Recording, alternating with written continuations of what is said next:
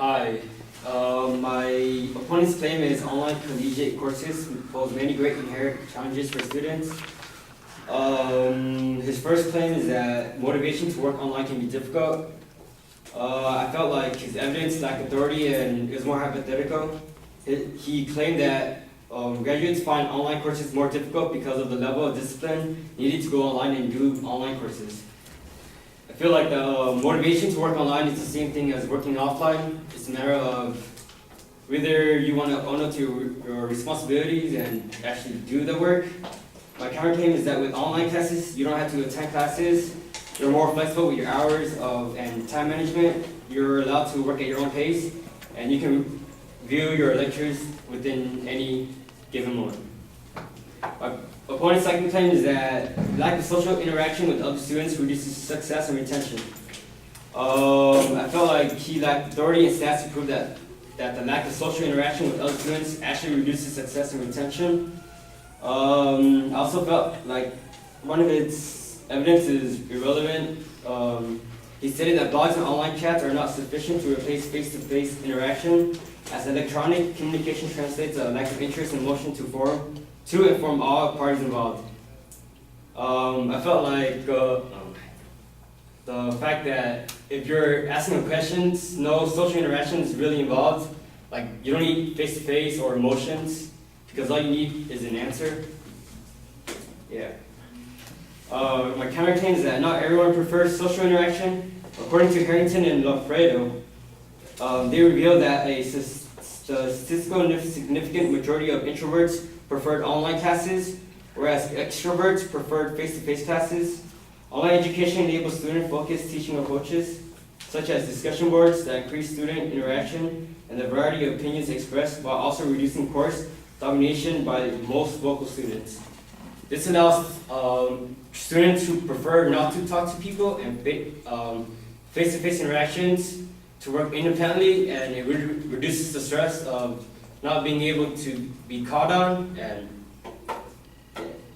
my opponent's third claim is that instructor availability is limited. I felt like his data was outdated. It was made in 2000 where the internet and the cell phone era just was starting to emerge. My counterclaim was that according to Henry Blodgett, 90% of Americans own a smartphone.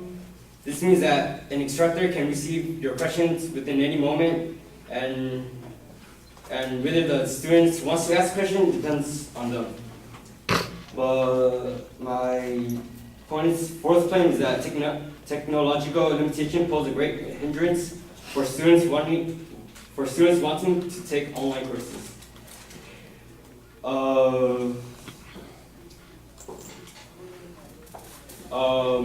According to my opponent's data, it stated that students are not computer literate and do not have personal computers, that the internet infrastructure is not mature enough in the US, as they rank 26th worldwide in the ranking of countries' average internet speed, and as a result, the buffers and pauses affect their success and retention.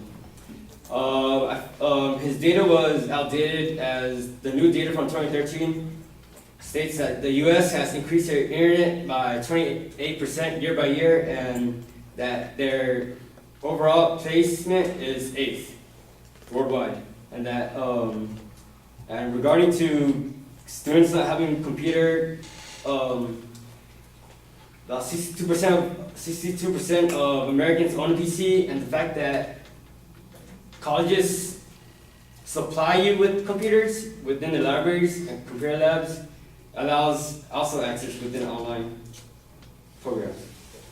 My counterexample is that technology has continued to advance and will only improve courses online. School today, Stephen Overly claims that the evolution of web technology such as streaming video, social networking, and interactive gaming have made for a more collaborative and classroom-like experience online. So basically, people are always looking to improve online courses, and technological advances will only help as they are making online classes more similar to face-to-face classes. My fifth claim is traditional classrooms are more effective at producing successful students. My opponent stated that GetEducated.com estimates the dropout rate for distance education programs to be 35%, compared with only 20% for traditional colleges and universities. The primary reason online courses show higher dropout rates is because distance learning degree programs attract and are marked to higher risk non-traditional students. Rowan University study concluded that traditional 18 to 21-year-olds enrolled in college full-time may be more likely to drop out of online courses because they find campus life more satisfying.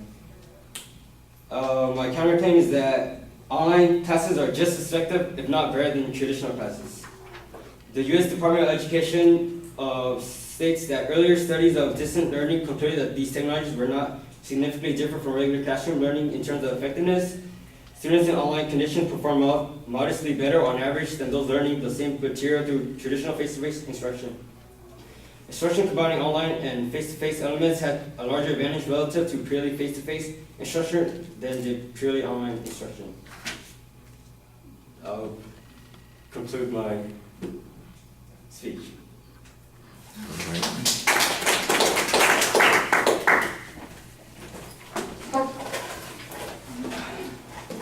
Do we have two people doing this one? Is that the deal? Did we have two people doing this one? Isn't this the same argument that we heard? I don't know. I got the outline, so. Well, I believe you. It seems a little strange, that's all. The main claims labeled, the secondary points are pretty well organized and signposted.